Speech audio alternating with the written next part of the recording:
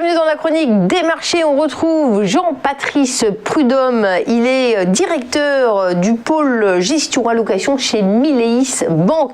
Jean-Patrice Prudhomme, bonjour. Bonjour Fabien. Merci de nous rendre visite. Alors, c'est vrai que cette semaine, on a en plus envie de parler de l'inflation. C'est une thématique qui monte et force est de constater que les marchés ont été surpris par les chiffres d'inflation plus élevés que prévu. Est-ce qu'il faut craindre le rebond de l'inflation, d'après vous ?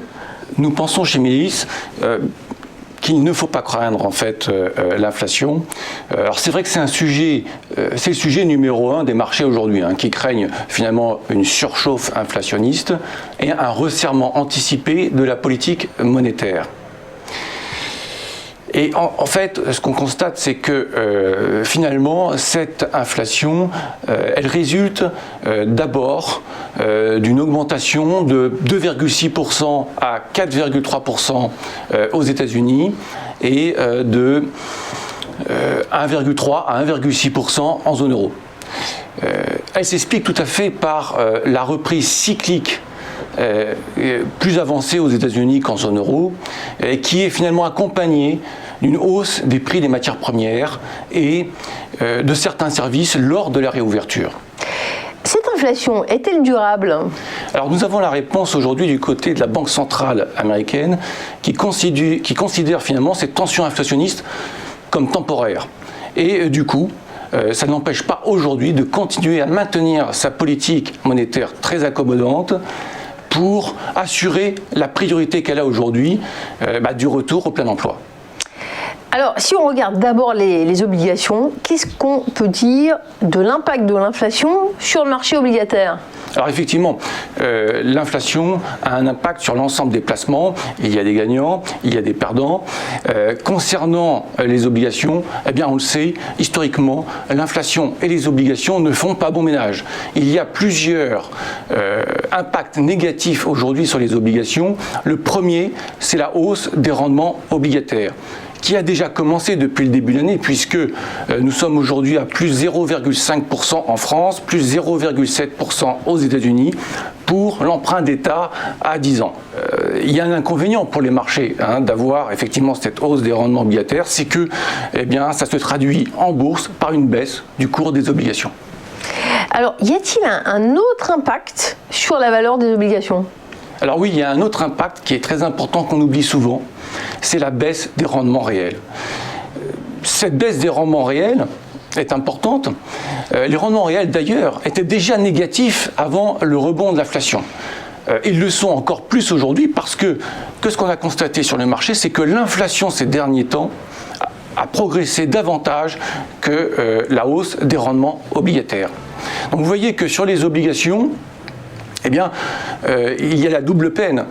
Les obligations sont pénalisées à la fois par la hausse des rendements obligataires et par la hausse plus forte encore de l'inflation. Qu'est-ce que vous en déduisez chez Mileis par rapport au poids des obligations dans les portefeuilles alors effectivement, c'est une bonne question parce que je pense qu'on souhaite aujourd'hui donner des éléments pratiques pour nos investisseurs. C'est que nous considérons aujourd'hui chez Mileis qu'il faut diminuer le poids des obligations souveraines en portefeuille et privilégier les obligations indexées à l'inflation et le crédit. Si les obligations sont pénalisées par l'inflation, qu'en est-il des actions en fait ? Alors le contexte de reprise cyclique est plus favorable aux actions pour une raison bien simple, c'est que cette reprise inflationniste ne pénalise pas les bénéfices des entreprises, au contraire, alors qu'elle pénalise les rendements obligataires.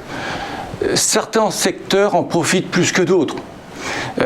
C'est le cas par exemple du secteur bancaire qui bénéficie de la hausse des rendements obligataires et de la marge d'intermédiation. C'est aussi le cas des secteurs cycliques comme les mines, l'énergie. Les ressources naturelles aussi. Et les ressources naturelles. Alors, est-ce qu'il faut en avoir dans les portefeuilles ? Qu'est-ce que vous pensez chez Mileis du coup ? Nous pensons, Mileis, que justement, il est tout à fait intéressant aujourd'hui d'avoir dans son portefeuille ces secteurs à la fois cycliques et financiers. Alors, est-ce qu'il y a toutefois des secteurs qui sont moins recherchés quand on est dans ce contexte, une reprise inflationniste ? Tout à fait. Il y a effectivement des secteurs qui sont moins recherchés dans un contexte inflationniste. C'est le cas des secteurs de croissance qui sont pénalisés par la remontée des rendements obligataires. Alors maintenant, un certain nombre de valeurs ont déjà fortement baissé en bourse ces dernières semaines. Et il faut avoir bien à l'esprit que les valeurs de croissance ont un avantage important. Elles ont souvent plus de facilité à répercuter l'inflation dans leur prix de vente et à préserver leur marge. C'est ce qu'on appelle le pricing power. D'accord. Alors, en conclusion, vous en déduisez quelque chose sur les actions alors ou... Alors oui, globalement, nous sommes plus favorables aujourd'hui aux actions qu'aux obligations. Et nous pensons qu'il est tout à fait intéressant aujourd'hui d'avoir en portefeuille des valeurs de croissance aux côtés des valeurs cycliques et financières pour une allocation bien diversifiée. Merci beaucoup Jean-Patrice Prudhomme pour ce point notamment sur l'inflation et puis sur les marchés. Il est directeur du pôle des gestions des allocations chez Milleis Banque et il a fait un détour par notre studio. Merci à vous, merci de votre attention.